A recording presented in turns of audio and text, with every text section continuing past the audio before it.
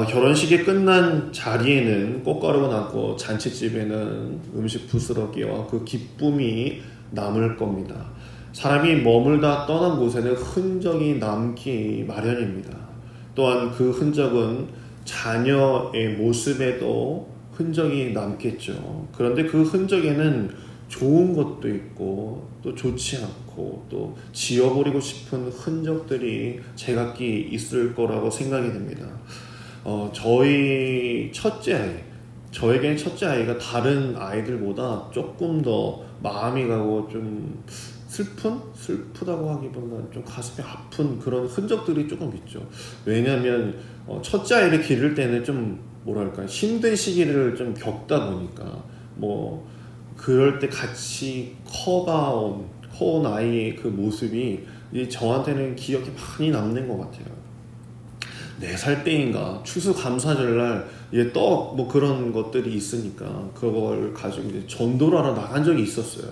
근데 그걸 조그만한 애가 요만한 애가 이 전도제를 가지고 떡을 한번 가기도 해보겠다고 해서 가지고 이제 전도를 하나 하잖아요. 근데 애가 주면 좀 받아주면 좋았을 걸 어떤 한 어른 한 분이 그걸 난 됐다 하고 이제 매몰차게 거절을 한 거예요.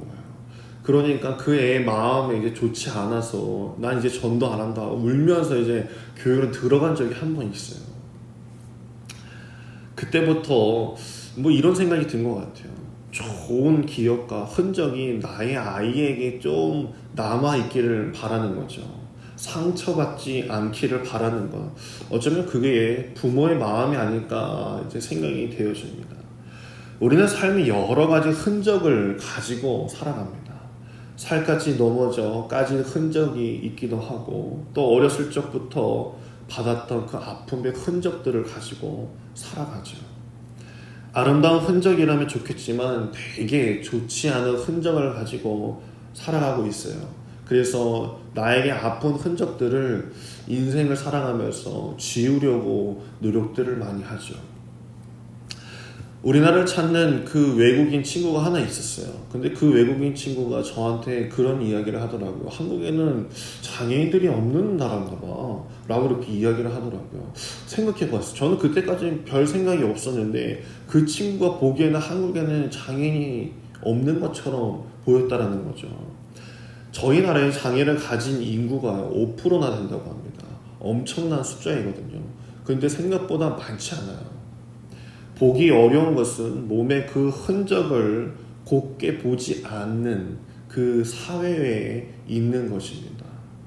2차 세계대전이 끝난 그 영국의 한 도시에 두 다리와 두 팔이 없는 한 청년이 이제 나타났어요. 그래서 사람들이 막 힐끗힐끗 쳐다보겠죠. 저 사람은 왜 저렇게 됐을까? 라는 그런 생각을 가지고 좋지 않은 시선을 보냈어요. 근데 그 청년은 이렇게 말했다고 합니다. 나는 나라를 위해 싸우다가 팔과 다리 모두 잃고 이 몸만 남았습니다. 하지만 나는 지금도 조국을 사랑합니다. 라고 이렇게 외친 것입니다. 자신의 나라를 위해서 전쟁을 치렀다가 그 팔과 다리를 잃었다라는 것이죠. 몸은 불편했지만 그 자신의 몸, 그 영광의 상처를 자랑스러워했다라는 거예요. 그곳에 모여있던 사람들은 일제히 일어나 그 용사에게 그 격려와 박수를 보냈습니다. 그에게 몸에 아픈 그 흔적들은 나라와 그 민족을 위해 그 열심히 싸웠는지를 보여주는 것이었습니다. 이 세상에 오신 예수님도 이 땅의 악과 싸우시며 하나님의 나라를 이룩하고자 자신을 세상에 던지셨어요.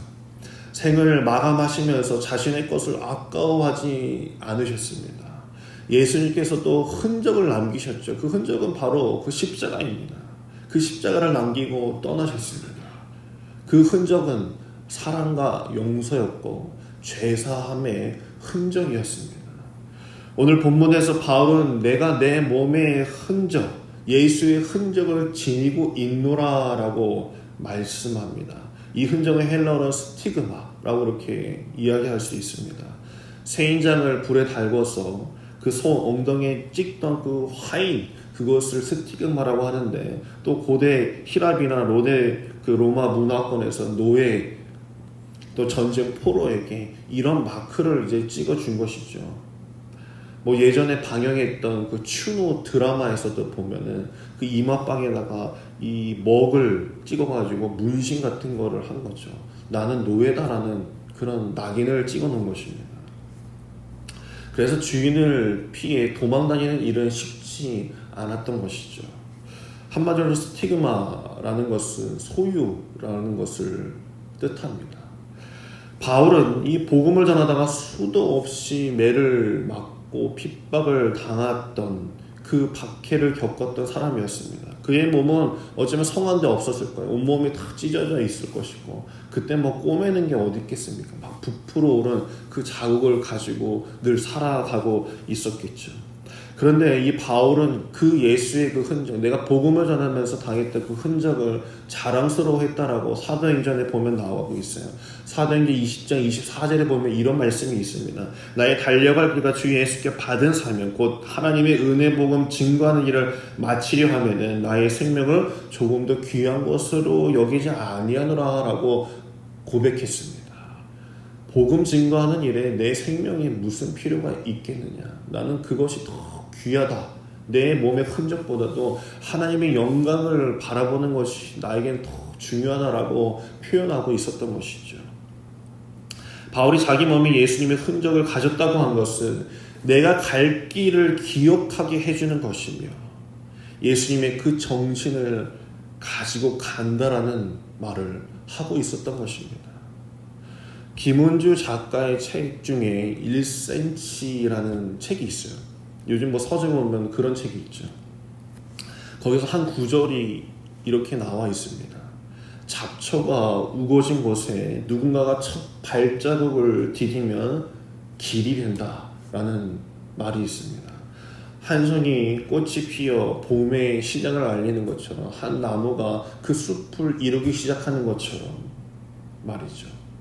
누군가 어떤 아무것도 아닌 곳에 발자국을 남기고 또 발자국을 누군가 찍고 그것을 계속 밟고 나간다면 길이 되는 것이고, 아무리 길이었던 곳이지만 그곳을 아무도 밟지 않게 되면 다시 풀이 자라고 길이 없어지기 마련입니다. 교회가 지금까지 핍박의 세력들은 늘 있어 왔습니다. 교회를 핍박하는 세력들은 시대가 바뀌면서 계속 바뀌어 나가고 있습니다.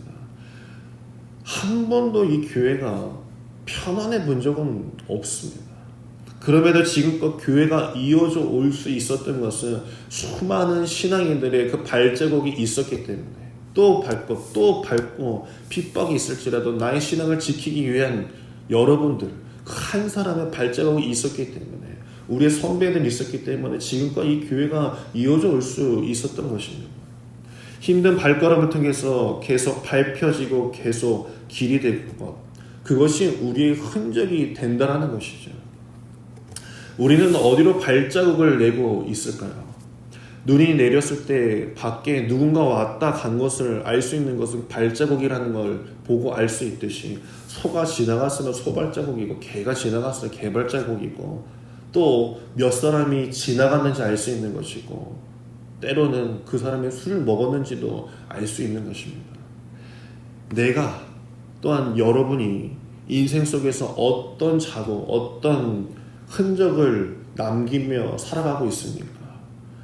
용서가 남아있는지, 아니면 원한이 남아있는지, 만족을 남겨두고 있는지, 아니면 불평과 불만을 남겨두고 있는지, 나의 예수의 흔적을 남기면서 내가 살아가고 있는지를 되돌아보는 여러분들에게 간절히 바랍니다.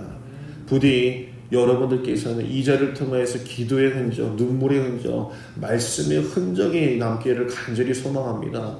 이것을 바라보고 우리 후대들이 따라오는 것입니다. 그 길이 끊기지 않기를 간절히 바랍니다. 주님을 만난 흔적이 있는 사람들은요, 그 고난, 그 환난을 보는 눈이 다를 수밖에 없습니다. 그 길이 있는 것을 보고, 내 앞에서도 저렇게 힘든 나날 속에 저 길을 가려고 애쓴 사람이 있구나 라는 것을 깨닫는 것이에요. 저희 아버지의 배에는요, 여러 가지 칼자국이 있습니다. 저희 아버지는 그 목욕탕 가는 것을 그렇게 좋아하지 않았어요. 가면 좋은 시선을 받지 못한대요. 칼자국 여러 군데 있어가지고 뭐 사람들이 보면은 때로는 이렇게 좋지 않은 사람으로 이렇게 쳐다봐요. 그래서 내가 이래서 하나라고 이렇게 표현을 하시거든요. 저희 아버지가 이 암 수술을 2번을 했어요. 그래서 이쪽 막 배 아래쪽에 이렇게 있고 간 쪽에도 이렇게 있고 간을 80%나 떼는 사람이 저희 아버지예요. 그래서 저희 아버지가 이렇게 좋아하지 않아요. 근데 아버지가 목욕탕에서 허허 웃으시면서 이런 얘기 하시더라고요. 이 칼자국을 내가 만질 때마다 나를 살리신 은혜를 잊지 않는다라고 이렇게 말씀하시더라고요. 나는 아무것도 아닌데 주님이 살려주셨어요. 뭐 나중에 뭐 이 얘기를 한번 하겠지만 여러분의 삶에도 그 은혜의 자국들이 혹시 느껴지시는 분들이 계십니까? 저희 아버지는 이렇게 만져지시겠지만 어쩌면 여러분들의 그 인생의 삶 속에서 어쩌면 그런 흔적들이 하나쯤은 있으실 거예요. 내가 처음 예수를 만났던 그 흔적들, 어쩌면 내가 굴곡진 인생 속에서 나를 살리셨던 그 하나님의 은혜가 만져질 때가 분명히 있을 줄 압니다. 저와 여러분이 하나님의 흔적이 되어 살아가길 간절히 원합니다. 어찌 보면요, 여러분들 그 인생 그 존재 자체가 하나님의 흔적이 될 것이에요. 가슴 아팠던 그 시대 속에서 유일하게 나를 불러 외쳤고 기도의 자리를 지켰던 그 한 사람이 하나님의 흔적이 되는 것이에요. 교회의 역사 가운데 선교사들이 그래왔고 오늘 이 시대에 이 굿모닝 교회가 하나님의 흔적이 되기를 간절히 소망합니다. 저와 여러분이 하나님의 흔적이 되어 살아가길 바라며 내가 있는 그 기도의 자리로 여러분이 있는 그 자리 변함없잖아요. 그렇죠? 저 몇 달 동안 여기 있어 봤는데 새벽 기도 와서 설교를 할 때마다 자리가 전혀 바뀌지 않더라고요. 그 기도의 자리의 흔적 그걸 남기셨어. 그 후대에게 그 예수님의 그 발자국 그 흔적이 그 은혜가 되길 간절히 소망합니다. 오늘 이런 질문을 각자에게 던지면서 묵상해 보기를 원합니다. 내 몸에 예수의 흔적이 있습니까? 내 인생 가운데 흔적이 있는지 바라보면서 내가 찍어놓은 그 발자국 하나가 예수님의 길이 되고 그 정신이 된다는 것을 잊지 않는 여러분에게 간절히 소망합니다. 기도하겠습니다. 사랑과 은혜의 하나님, 살면서 믿음으로 인한 고통과 조롱이 있을 때에 주춤하지 않게 하여 주시옵소서. 오히려 주님의 십자가를 더욱 자랑하는 자가 되게 하여 주시옵소서. 내 몸에 예수님의 흔적을 새기며 살아가게 하시고 그 흔적으로 인해 바울과 같이 기뻐하는 삶 되게 하여 주시옵소서. 세상은 참으로 빠르게 돌아가고 있습니다. 느린 걸음으로 나를 돌아보게 하시며 언제 어느 때나 예수님께서 흘리신 보혈의 참된 의미를 꼭 피어나가는 삶을 살게 하시고 삶의 매 순간순간마다 주님과 함께하는 그날을 바라보게 하여 주시옵소서. 오늘의 이 기도의 시간, 이 기도의 흔적이 아버지 우리의 삶의 큰 정신으로 남게 하시고 하나님의 흔적이 되는 귀한 자로 남게 하여 주시옵소서. 믿음을 날마다 더욱 경고케 하사 주님께서 이 땅에 다시